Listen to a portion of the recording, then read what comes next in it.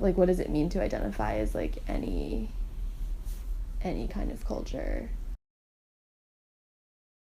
I think the term authenticity is really closely linked to belonging. To me, being a person of color is not being white, and I don't appear white. Students of color spaces, like on campus and in general around the country, tend to be like very black, which makes sense because like, you know, like I think black people have the most reason to seek out their own spaces because, you know, there's a lot of anti-blackness that's inherent in the university system. So yeah, there is a sense where sometimes like I feel like I have to justify my identification as a student and as a person of color, but it's not something that I ever question in and of myself. I'm like, I don't know if I do feel comfortable identifying as a person of color. But I also don't feel comfortable identifying as white.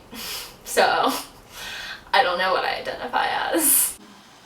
I guess it's like I kind of would characterize it as just like a deep sorrow that like biracial people have, like knowing that there's no like people on Earth, like, and that you can never fall back onto, like truly. Maybe with the exception of like for me like other Hapas or other Hapa Jews, like that's also why people think that the mental health thing with Hapas is that like a lot of other groups when there's like a community you could fall back onto, but it's like, you know, if you're in the Jewish community or even the Asian immigrant community, if you have mental health, they'll like take you in, whereas if you're Hapa, that's not like necessarily. I feel the most Filipino eating and cooking when I'm shopping. Asian people will never fully accept me as Asian, and Jewish people will never fully accept me as Jewish.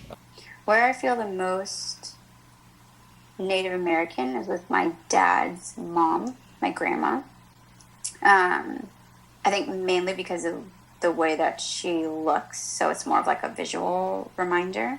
Altogether, the way I represent myself in Singapore and the way I represent myself in New York is not fundamentally different compared especially to a lot of my Singaporean peers, many of whom are not mixed race.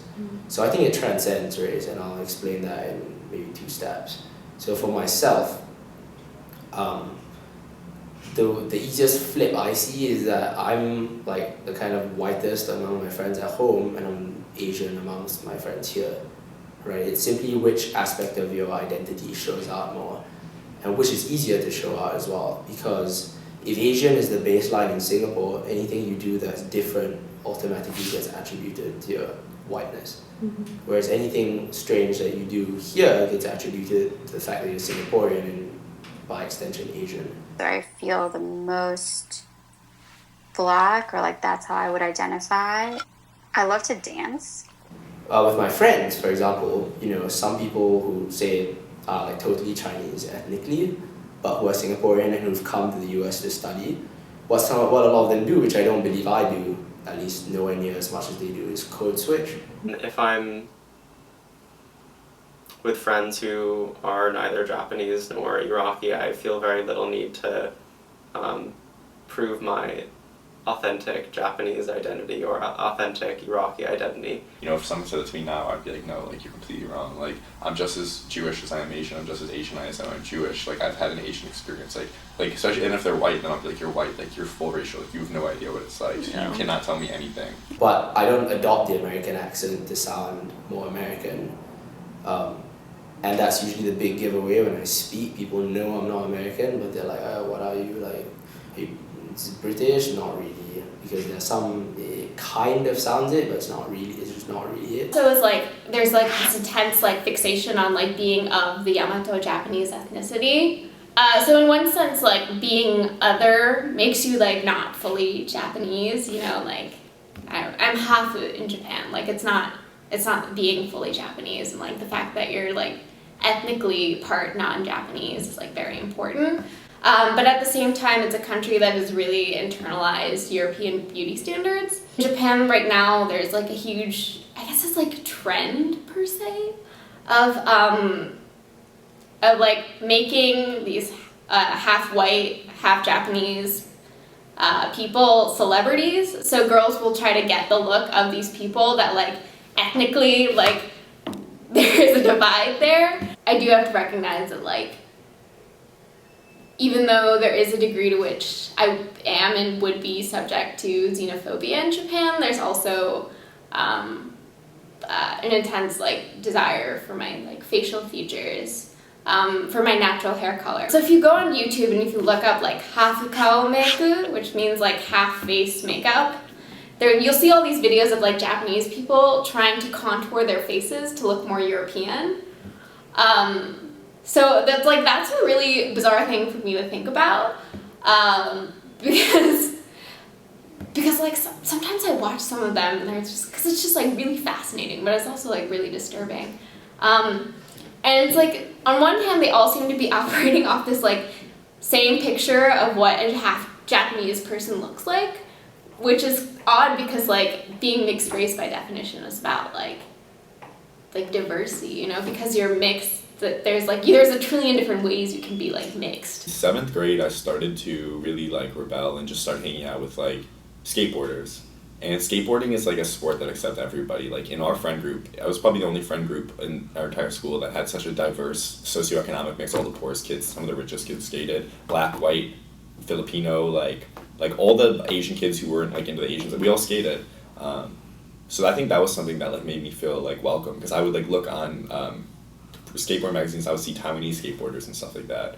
And then as time went on, you know, even went towards hip hop. And like that's something that a lot of like Asian, I don't know if like Eddie, you've heard of Eddie Huang, but a lot of Asian like guys especially, like that whole like emasculation thing and like just not feeling like they fit in. Like I always felt like I found a home in hip hop. Networking with a lot of Asian guys in hip hop recently, like Asian rappers, and becoming friends with those guys, and like, you know, they get it. Like, also it's just like I'm close with my mom. I have Taiwanese family. Like I went to Taiwan every year. I know a lot of things about Taiwan. Like when I went to the Taiwanese event, I was talking to like the president about Taiwanese things that like she didn't even know about. So it's like, it's more of like I just know that I'm Taiwanese, like, and no one can ever take that away from me. Like Hapas have a choice between like upwards assimilation and downwards assimilation. And Hapa guys, if they choose upwards assimilation, like trying to assimilate into whiteness, they're gonna be like Daniel Holtzclaw. Like they're gonna be just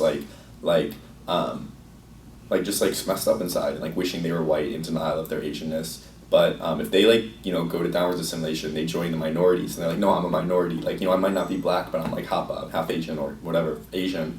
And it's empowering. It's like outsider music. Like when you listen to hip hop, like, you're listening to people who like men who have also been emasculated, like who are like, you know, black men that like have been historically emasculated. Like, so it's like they're like responding with aggression and confidence. And so like for a Hapa guy, like that's like medicine. I feel like at my job,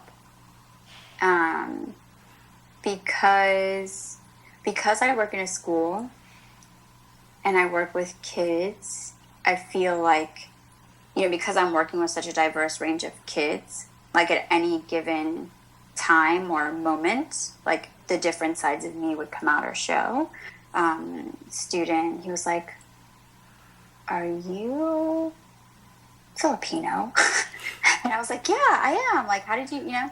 And he was like, "Oh, well, like you were," I don't even know like what I said or really what I did, but like there was something that like triggered that connection. At the same time, so like I'll run a like Filipino like affinity club, but then I'll also go to like BSU, and then like on Indigenous Peoples Day, like me and like this other lady are like, hey, this is, you know, important / problematic. So I feel like at school is a space where like it's all kind of coming out in different ways. Yeah.